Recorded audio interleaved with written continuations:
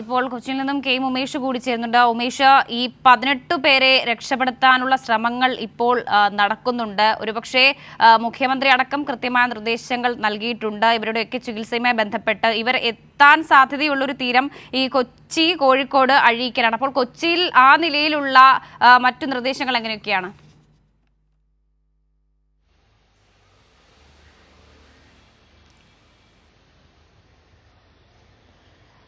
വർഷ, ഇപ്പോൾ ഈ ഡിഫൻസിൻ്റെ വാർത്താക്കുറിപ്പ് വന്നിട്ടുണ്ട്. അതിൽ എല്ലാ കാര്യങ്ങളും വിശദീകരിക്കുന്നുണ്ട്, എന്താണ് അവിടെ സംഭവിച്ചത് എന്നത് സംബന്ധിച്ചൊക്കെ. ഈ സിംഗപ്പൂരിൻ്റെ പതാക ഏന്തിയ വാൻഹൈ 503 എന്ന ചരക്ക് കപ്പലിലാണ് ഈ തീപിടുത്തം, പൊട്ടിത്തെറിയും ഒക്കെ ഉണ്ടായത്.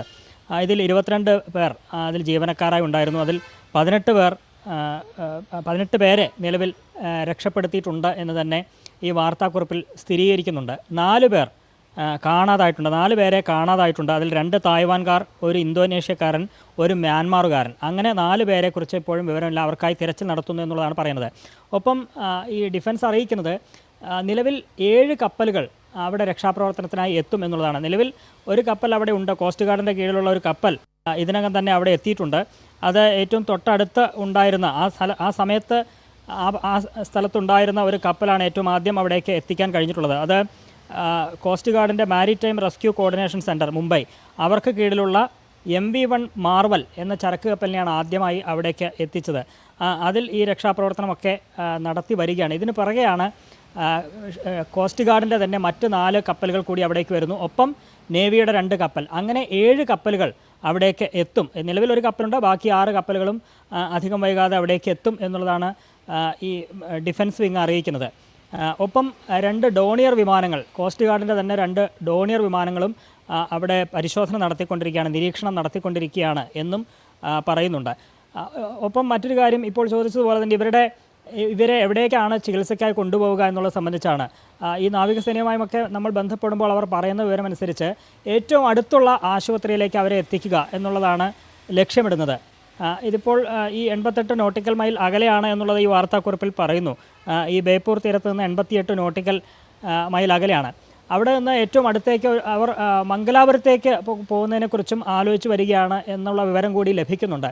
അത് ഈ കപ്പലിലെ ഏജൻറ്റാണ് അതുമായി ബന്ധപ്പെട്ട ഒരു അന്തിമ തീരുമാനം പറയേണ്ടത്. ആ ഏജൻറ്റുമായി, ഷിപ്പിംഗ് ഏജൻറ്റുമായി ആശയവിനിമയം നടത്തി വരികയാണ്. അത് മുഴുവനായി സംസാരിക്കാൻ കഴിഞ്ഞിട്ടില്ല, അദ്ദേഹത്തിനെ കൃത്യമായി വിളിച്ച് കിട്ടിയിട്ടില്ല എന്ന് നേവിയിൽ നിന്ന് പറയുന്നു. അങ്ങനെ സംസാരിച്ച് അതിൽ തീരുമാനമായാൽ ഒരുപക്ഷെ ഏറ്റവും അടുത്തുള്ള ആശുപത്രി എന്നുള്ള നിലയ്ക്ക് ഒരുപക്ഷെ മംഗലാപുരത്തേക്കായിരിക്കാം, അതല്ലെങ്കിൽ അഴീക്കൽ, ആ തരത്തിലായിരിക്കാം അവരെ കൊണ്ടുപോവുക എന്നുള്ളതാണ് ഇപ്പോൾ അറിയുന്നത്. ഇതിൽ ഈ 18 പേരിൽ ഒരാളുടെ നിലയാണ് ഗുരുതരമായിരിക്കുന്നത് എന്നാണ് ഈ വാർത്താക്കുറിപ്പിൽ പറയുന്നത്. മറ്റുള്ളവർക്കും പരിക്കേറ്റിട്ടുണ്ട്. അതുകൊണ്ട് എത്രയും പെട്ടെന്ന് അവർക്ക് ചികിത്സാ സൗകര്യം ഒരുക്കുക, അതിനെത്താൻ കഴിയുന്നൊരു ഇടം എന്നുള്ള നിലയിൽ ഒരുപക്ഷെ മംഗലാപുരത്തേക്ക് പോകാനുള്ള സാധ്യതയും ഉണ്ട് എന്നാണ് മനസ്സിലാക്കുന്നത്. അതുകൂടാതെ നേരത്തെ തന്നെ സംസ്ഥാന സർക്കാർ പ്രത്യേകിച്ച് ഇതുമായി ബന്ധപ്പെട്ട ഇടപെടലുകൾ നടത്തുന്നുണ്ട്. എറണാകുളം, കോഴിക്കോട് കളക്ടർമാരോടൊക്കെ ഇതുമായി ബന്ധപ്പെട്ട നിർദ്ദേശങ്ങൾ അവർക്ക് ലഭിച്ചിട്ടുണ്ട്.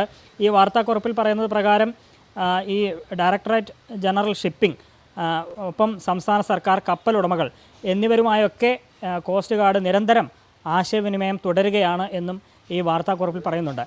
അപ്പോൾ ഈ സംസാരിച്ച ശേഷം ഈ ഷിപ്പിംഗ് ഏജൻറ്റുമായൊക്കെ സംസാരിച്ച ശേഷമായിരിക്കും ഇവരെ ഏറ്റെടുത്ത് എത്തിക്കാവുന്ന ആശുപത്രിയിലേക്ക് കൊണ്ടുപോവുക എന്നുള്ളതാണ് പറയുന്നത്. ഏതായാലും വളരെ ശക്തമായ ഇടപെടൽ എല്ലാവരും ചേർന്ന് നടത്തുന്നു, രക്ഷാപ്രവർത്തനം എല്ലാവരും ചേർന്ന് നടത്തുന്നു. ഡിഫൻസിൻ്റെ തന്നെ 7 ഷിപ്പുകൾ ആ സ്ഥലത്തേക്ക് ഉടൻ എത്തും. 6 ഷിപ്പുകൾ ഉടൻ എത്തും. ഒരു ഷിപ്പ് നിലവിൽ അവിടെ ഉണ്ട്. ഇതിന് പുറമെ 2 ഡോണിയർ വിമാനങ്ങളും അവിടെ നിരീക്ഷണം തുടരുകയാണ്. ഒപ്പം ഈ കണ്ടെയ്നറുകളിൽ നിന്ന് തീ പടരുന്നുണ്ട്. രാവിലെ 9:30-ക്കാണ് ഇങ്ങനെയൊരു സന്ദേശം കോസ്റ്റ് ഗാർഡ് ആസ്ഥാനത്തേക്ക് എത്തുന്നത്, ഇങ്ങനെയൊരു പൊട്ടിത്തെറി ഉണ്ടായി, തീപിടുത്തം ഉണ്ടായി എന്നുള്ളത്. അപ്പോൾ തന്നെ ഇതുമായി ബന്ധപ്പെട്ട രക്ഷാപ്രവർത്തനം നടത്താൻ അവർ തീരുമാനിക്കുകയും ഷിപ്പുകൾ അവിടേക്ക് പുറപ്പെടുകയുമൊക്കെ ആയിരുന്നു. ഇതിനിടയിൽ 12:30-യോടെ ഈ കൂടുതൽ കണ്ടെയ്നറുകളിലേക്ക് തീ പടരുന്നുണ്ട് എന്നുള്ള വിവരമൊക്കെ ലഭിച്ചു. അതുകൊണ്ട് ഇത് കൂടുതൽ വ്യാപിക്കാതിരിക്കാനുള്ള നടപടികളും എടുത്തു വരികയാണ് എന്നും ഡിഫൻസ് അറിയിക്കുന്നുണ്ട്. ആ നിലയിൽ രക്ഷാപ്രവർത്തനം പുരോഗമിക്കുകയാണ്.